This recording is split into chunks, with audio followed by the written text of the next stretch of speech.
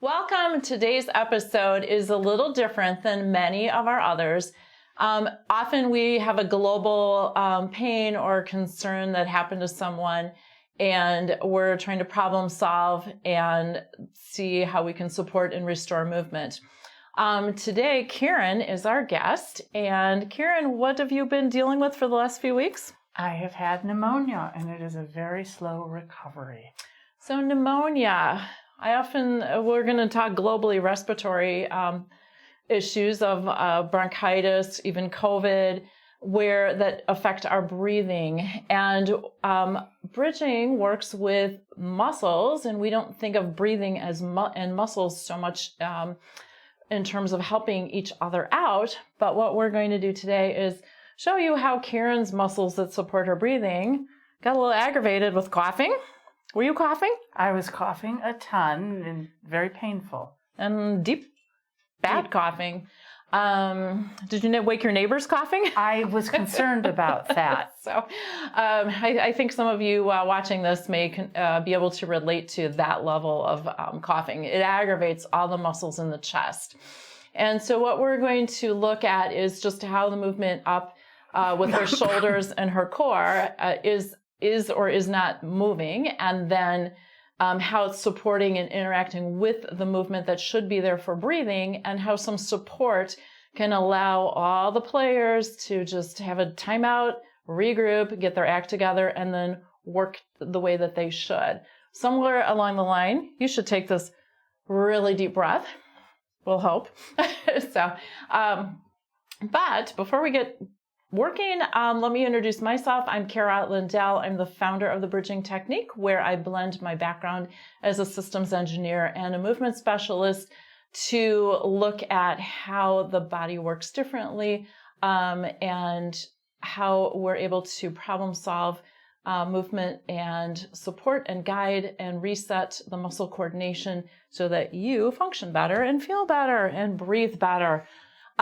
So for this specific case, we'll just see sitting down how your core is moving. We'll do one check. So we're going to go side to side. So this is a little bit more lower core, but just there is nothing easy, and left side is a little bit more tight than the right. Lay down, Karen. So just to see if her shoulders have been impacted by this. I'm going to see. Okay, that moves a little bit, but shoulder movement is really important to her because you play Tennis, which is a great sport for agility, speed, and endurance. But, that one doesn't move at all. Okay. And then just as a check-in to see how is she breathing, I'm going to use our favorite tool, a little peanut ball. And the rib cage, so just a little education on the diaphragm muscle itself. It's like a trampoline. It goes through the middle of us. It is sewn onto the rib cage all around.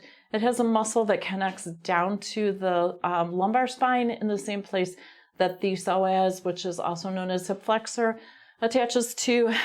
So if diaphragm gets aggravated and tight, often hips are tight or low back can be tight. Have you had any of that? My hips, for sure. Okay. So I'm just going to hold this right at the base of her ribs and just see if we can sense, is there any movement pushing down and coming back up? And not so much. Like you're breathing, but it's just not this really deep, filled up breathing. Do you have one side that's been more comfortable? No. Okay. Have you been sleeping on your back or side? Yes, mostly on my back. Okay. But I'm flipping all the time. All right.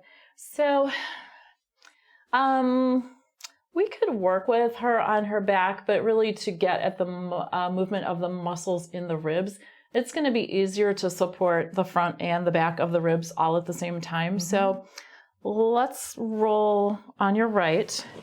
I like to start with the better side, and the left actually has a little bit better movement to it. I'm going to use 2 peanut balls, and we're just going to support her ribs on the front and the back. And would you describe that as firm, light, But Firm. firm, but not hard. No. Okay. So I'm just this is patience. Often you'll see me doing a lot of moving and helping the muscles reconnect and coordinate. But this is a patience game. So I'm just giving some support to her ribs, and I'm feeling a lot more movement in the lower part of her rib cage. Can you feel that? I can. Yeah. And then all of a sudden it relaxes enough that she can turn. And that was not there before. So that's one section of the ribs. We're going to come up to the upper part, and we may get expanded lung function too. The analogy I like to use in terms of muscles and lungs are, if you put a balloon in a box, you can only blow the balloon up as big as the box is. But if the box is what is limiting the balloon, if we let the box expand a little bit more, then the balloon can fill up more. Does that make sense? It does make sense. Kind of simple, but our bodies actually are kind of simple. Okay, so it almost feels like this is melting away as it's softening up. And then her shoulder starts to be able to move, and this whole side starts to be able to move. And whoa, there's your arm. My goodness. Yeah, that was tight. And now it's not. So one question that does come up when working with something, muscle relationships like this, is how's it going to last? Well, by your breathing, continuing to expand the rib cage and the muscles of the ribs and the chest, that's what's going to keep it open. So just that automatic breathe in, breathe out, it expands, it contracts. That's what keeps the muscles going. It's just they're shut down and traumatized from all of that coughing. There. You're getting all flowy. How That's about it? good. Whew. All right, let's check shoulder real quick. And then we're going to move on to the other side. There. Okay. Arm and core are working together. Just what you need for tennis. Okay. Okay, flip sides. Am I going this way or staying here? We can do that. Okay. You're flexible and adaptable. Okay. All right, so let's just see on this side. When we had started... Okay, that is sometimes what happens when you can breathe better is then you cough and you clear all of that icky stuff out. Okay, so I'm going to try the same tact on this side. Just support around the bottom of her ribs. Be patient. And already I can feel there's starting to be more movement. Do you feel it? You're going to sleep tonight. Oh, yay. Your nervous system is a little on edge when you can't breathe all the way. Yeah, there. Okay, let's get one more and then there, you start to rotate now. Because when the diaphragm area, the rib movement there is so restricted, it actually keeps some of your ab muscles from being able to work.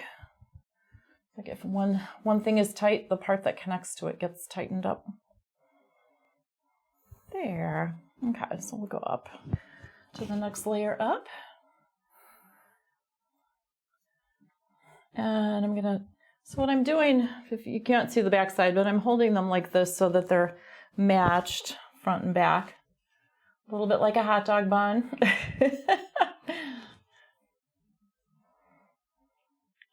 I'm sure there's a better analogy for that, but there. Okay, now your shoulder's starting to move. And then your arm.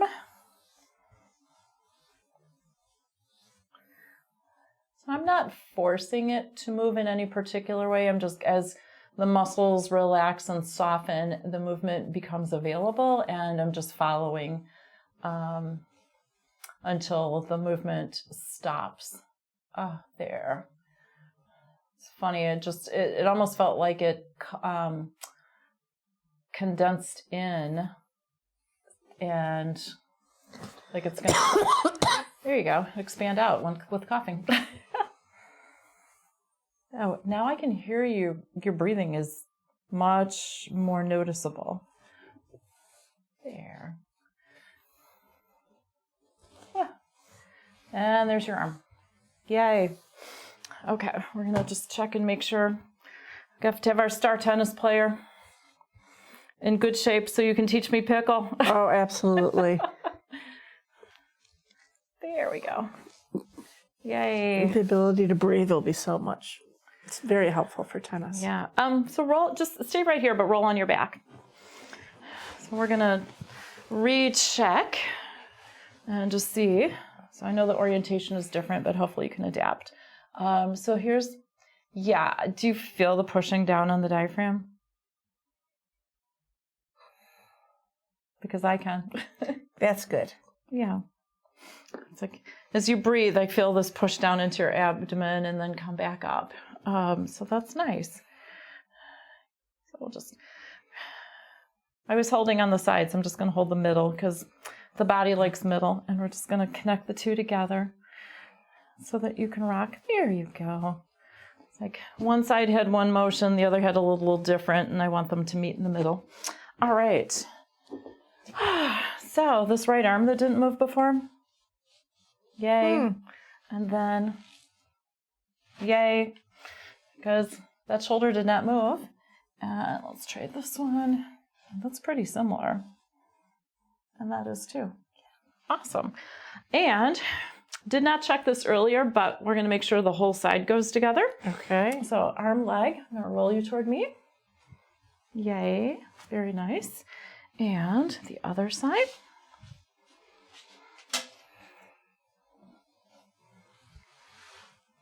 Perfect. Sit up. And perfect. So we're going to see if Kieran moves a little bit easier through the core. Does that feel more bobbly too? Absolutely. And then turning. Yeah. So that's the kind of core rotation you need for tennis and life. But I know how important tennis is to you. So just a quick recap. Kieran had pneumonia, coughing really bad. That's 2 weeks ago. Three. And, it's technically cleared up, but her energy has been down and just not feeling like her energetic, bouncy self. And I wonder if your voice is better now too. Are we testing that now? Oh, it's definitely louder. It is. Yes. It is. Yes. Yay. The voice support makes a big difference. So just by supporting her ribs and the muscles there, they can relax, which then allows the muscles to regroup so that they are able to expand again. And as she's filling up her lung and it's pushing out from the inside, the ribs are able to expand again and then contract. So just now her breathing and her regular activity will keep that open and restored. So thanks for being able to come in and share that with everybody. I'm breathing at like both ends, and I couldn't on the way in here. Yeah. Well, that's so cool that you can notice because oh my gosh, yes. We've worked together before, and are you that good at noticing everything? I think I am now. Yeah. Now. No, but very aware that I wasn't breathing deeply. Yeah, and your voice is actually quite a bit different. Stuttering. So for any of you who are frustrated with your recovery from a respiratory illness, there really is something about how the rib muscles and the diaphragm have been traumatized by all the coughing. And with some support, they really can get back to how they were functioning before. So hope you found this hopeful and insightful. If you're wanting to come in for a session on your own, we're in the northern suburbs of Chicago. The information is on our website. This would be something that we could also guide you through virtually if you have a friend that could help you out. And if you're a professional who wants to learn more, love to teach you. We have a new cohort that will be starting later in 2025. Again, reach out. Information is on our website. Kieran, thank you for being here. Thank you for fixing me up, Cara.